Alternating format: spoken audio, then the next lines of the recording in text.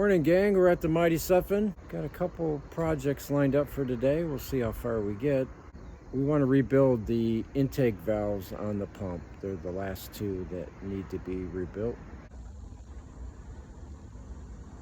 All right, gang.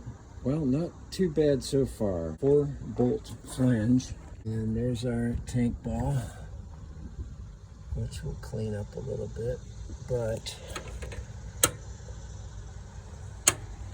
the seal is right here. The flange, here's our seal kit. We'll clean that up a bit. And we can clean that up. So once you get the plates removed, get the flange off, handle out, mark where those two pieces go because they come off. In order to get this flange off, which we showed you on the other side, it's not going to come off easy if it hasn't been out since it's been built. But you carefully put a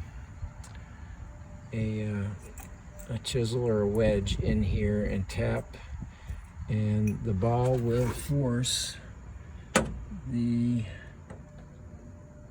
there's the inside piece of that flange. It will push it out of the collar of the valve body. So that is the trick.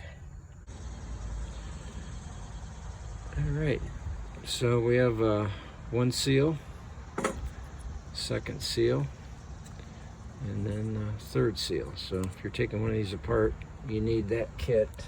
This is a BS 25 BS valve, and this kit's for multiple valves. But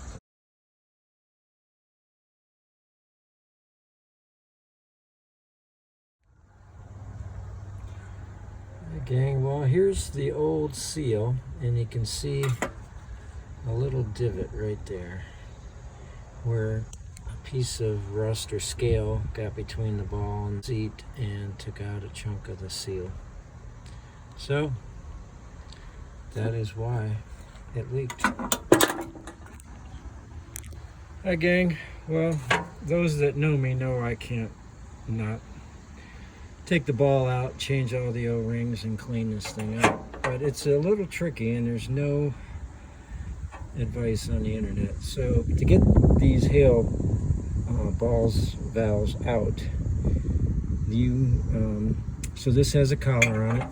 It goes into the valve body, and that's what holds it in place. We have to get this off. Set screws and a little persuasion. The O-rings on this and this and this end, and then the cap. But then the trick is you have to rotate the ball completely backwards in order to get this up into the ball side of the valve, into the valve, and then you can wiggle it out. But